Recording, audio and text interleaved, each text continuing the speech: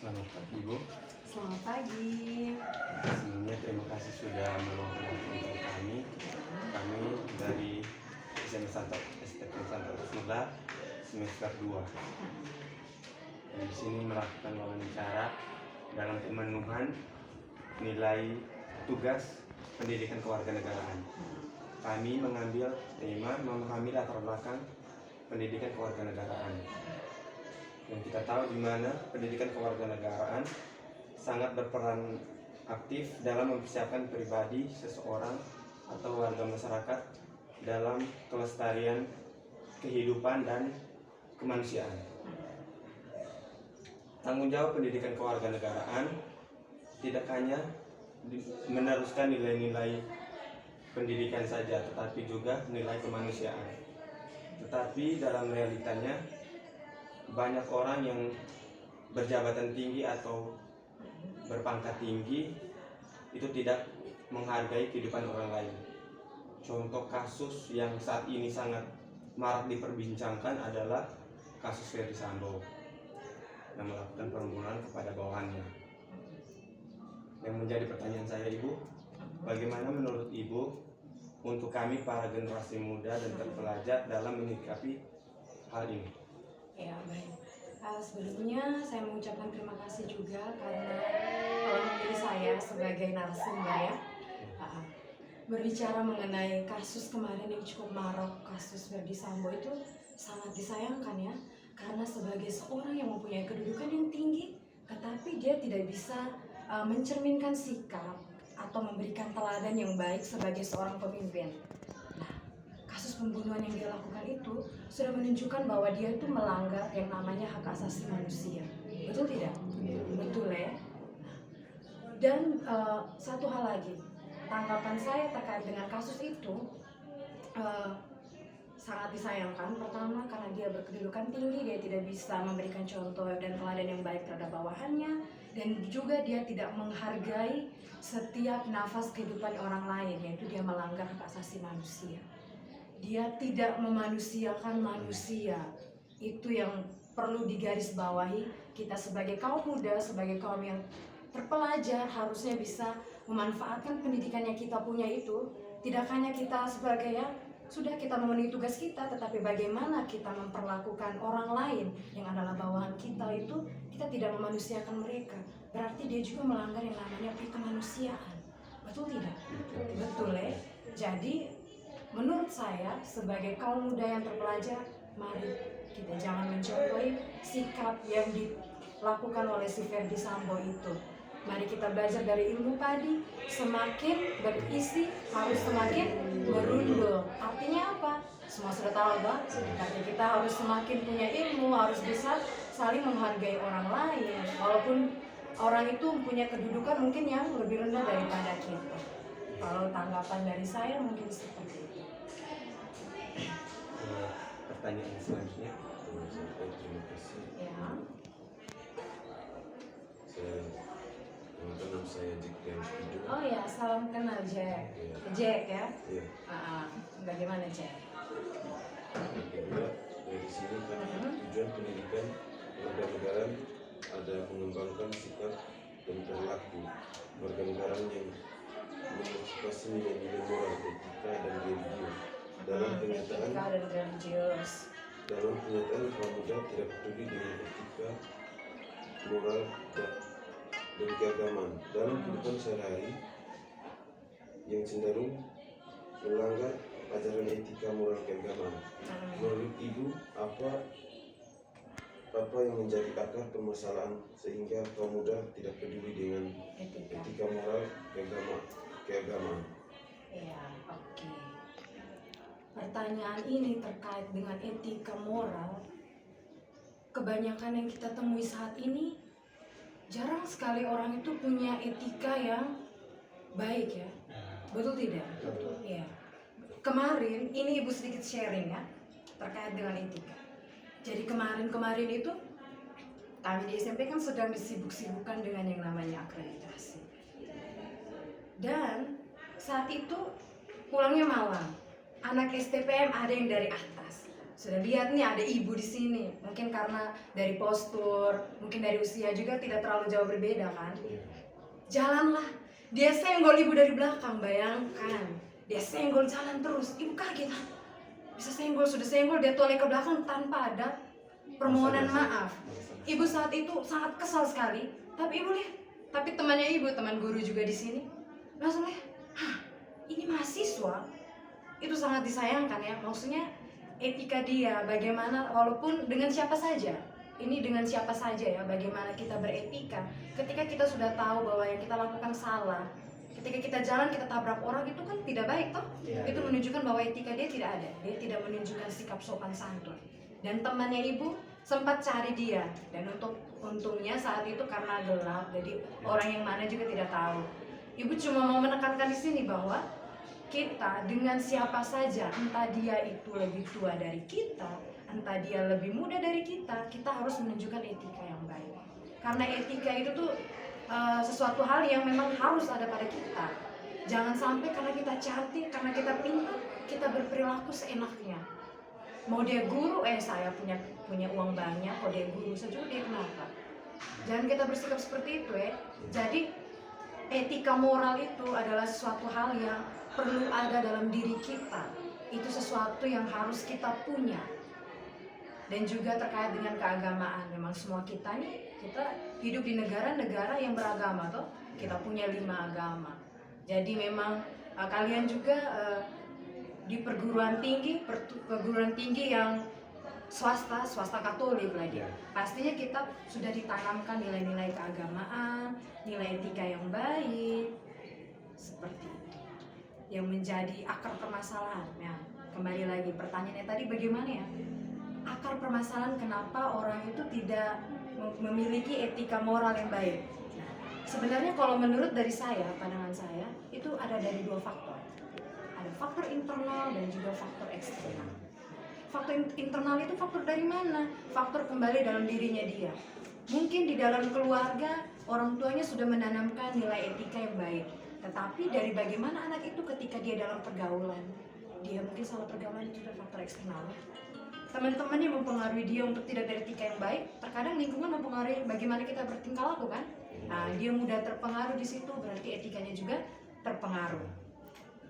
Dan bagaimana dia bisa membawa diri, dia bisa mengelola dia punya diri supaya tidak mudah terpengaruh dari lingkungan. Terkadang kan kita begitu tuh, kayak kita dalam lingkungan pertemanan lah. Ketika sudah jam Angelus, ada satu teman yang sebenarnya dia dari rumah itu sering Angelus, tetapi karena teman-temannya di situ tidak suka berdoa, mau tidak mau pasti dia yang dipengaruhi oleh lingkungan. Hasil akhir religiusnya dia kurang seperti itu. Tetapi kembali lagi ke dalam dirinya dia, bagaimana dia bisa tidak mudah terpengaruh dari lingkungan, dia lebih kuat dia punya religius dan juga etika. Kurang lebih seperti itu untuk nomor 2. Mungkin ada yang kurang dari jawaban saya, bisa ditanyakan lagi ya. Cukup jelas. Langsung ke nomor 3. Oke, silakan. Baik, perkenalkan nama saya Tricia Bines, akan bertanya di pertanyaan nomor 3. Ya, silakan. Pendidikan kewarganegaraan sebagai salah satu mata pelajaran pengembangan kepribadian seseorang Ya. dalam menghargai perbedaan orang lain dan keberagaman ras orang lain. Tetapi dalam kenyataan masih banyak orang yang melakukan tindakan diskriminasi terhadap minoritas. Ya. Menurut Ibu, mengapa seseorang melakukan tindakan diskriminasi dan upaya apa yang dapat dilakukan, khususnya kaum muda, agar terhindar dan dijauhi dari tindakan diskriminasi? Ya, oke. Ini sudah beralih ke diskriminasi ya. Berbicara mengenai diskriminasi itu sebenarnya terjadi karena adanya orang yang merasa dia kaum mayoritas di antara kaum minoritas. Nah, diskriminasi ini terjadi tuh banyak aspek, ya toh. Ada yang diskriminasi karena ras, suku, budaya, bahasa mungkin. Karena setiap orang yang kita ketahui, khususnya di Indonesia, jangan jauh-jauh, Indonesia mungkin terlalu luas. Kita di Flores saja, kita punya keberagaman budaya. Misalnya kalian di STPM datang itu mahasiswa kan tidak hanya dari ND toh, ada yang dari Jawa, ada yang dari Maumere. Orang ND di sini biasanya kayak mereka merasa, oh kami yang penduduk asli di sini, pasti kami ini adalah kaum yang mayoritas. betul kan? Iya. Berarti suku kami, bahasa daerah kami itu yang diutamakan. Terkadang ketika kalian tahu kan, teman-teman kalau ada yang datang dari Manggarai, pasti dia punya logatnya agak beda. Teman-teman dari sini pasti bilang, ih dia punya logat nih. Itu kira-kira menurut kalian diskriminasi tidak? Diskriminasi. Diskriminasi. Akarnya kenapa? Karena itu tadi orang menganggap dirinya bahwa sudah mulai melakukan perbandingan, ya toh? Orang kalau merasa dia rendah itu sebenarnya karena dia mulai melakukan perbandingan, betul tidak? Iya. Ya toh?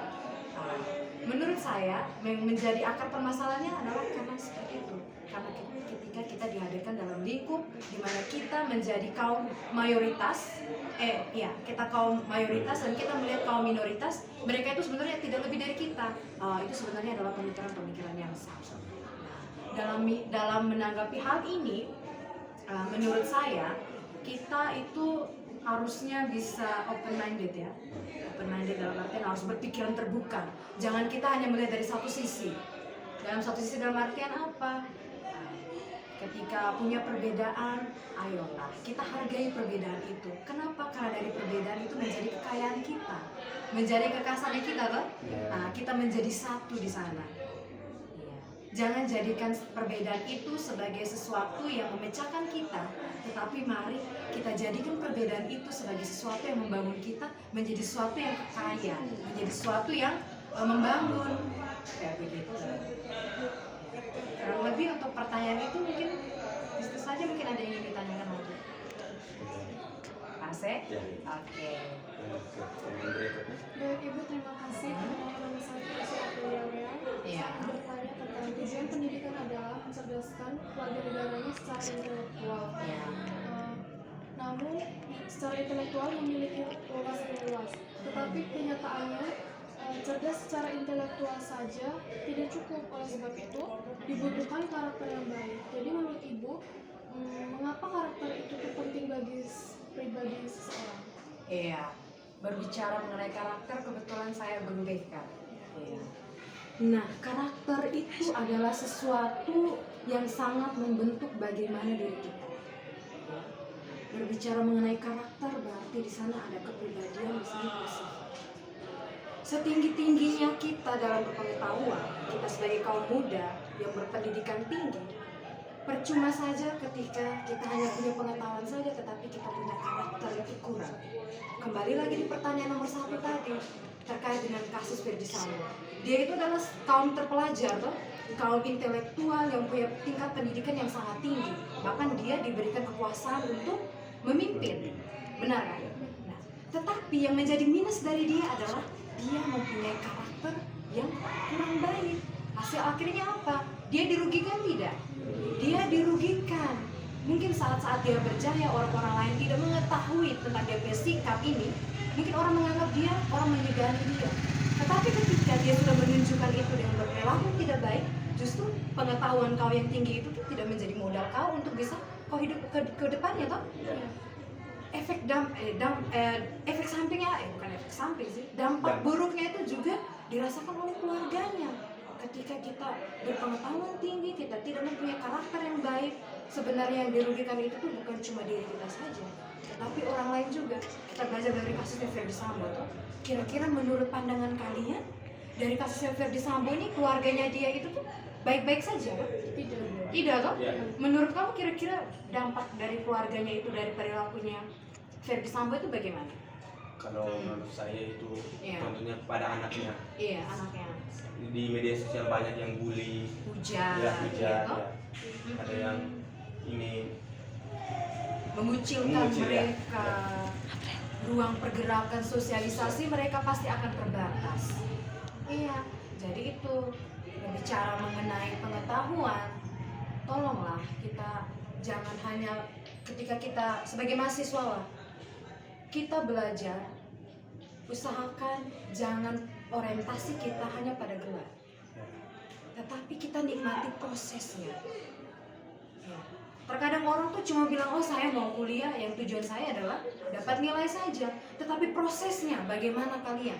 Itu kan proses itu membentuk karakter kita. Bagaimana kita mau bisa belajar dari hal-hal kecil. Misalnya mengerjakan tugas, janjian jam 9, datangnya tidak jam 9. Itu menunjukkan bahwa karakter kita kurang kan? Kurang, ya. Nah, kita berpendidikan, tetapi perilaku kita bagaimana? Kita misalnya janjian kita harusnya lebih on time. Ya. Kayak gitu ya. Ya. Nah, jadi maupun kita dapat nilai yang bagus, tetapi kalau karakter kita nol, itu sama saja kita punya pendidikan sia-sia. Belajar dari kasus si Freddy Sambo. Apa? Freddy Sambo. Iya, kurang lebih untuk pertanyaan itu sampai di situ mungkin ada yang ditanyakan lagi. Sudah jelas. Jelas ya? Ya. Oke.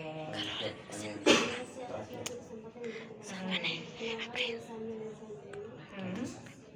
Fungsi strategis pendidikan nasional yaitu mengembangkan kemampuan bantu bakat serta peradaban bangsa yang bermanfaat dalam rangka mencerdaskan kehidupan bangsa. Tetapi dalam kehidupan nyata banyak anak sekolah dan mahasiswa tidak menggunakan kesempatan itu untuk belajar dan baik dalam sekolah maupun di kuliah. Ya. Menurut Ibu, apa yang akan dilakukan sebagai pelajar dan mahasiswa untuk lebih sungguh-sungguh menggunakan kesempatan belajar dengan baik agar mencapai cita-cita di masa depan? Iya. Jadi tanggapannya saya terkait dengan bagaimana kita harus belajar dengan baik. Inti dari pertanyaan seperti itu, kan? Ya, ya. Iya. Kalian, Ibu boleh tanya ini kira-kira asalnya dari mana-mana saja? Nona dari Nagikeo. Mau karo Ende dari mana? Bebe nggak Ende dari mana? Ende. Dari Ende. Pastinya orang tua datang ke sini ini nih, datang ke sekolah di sini kasih biaya tidak? Kasih ya. Ada biaya ya? Nah, untuk itu, mari jangan sia-siakan setiap rupiah yang orang tua kalian berikan untuk supaya kalian belajar. Ya, sebagai orang, sebagai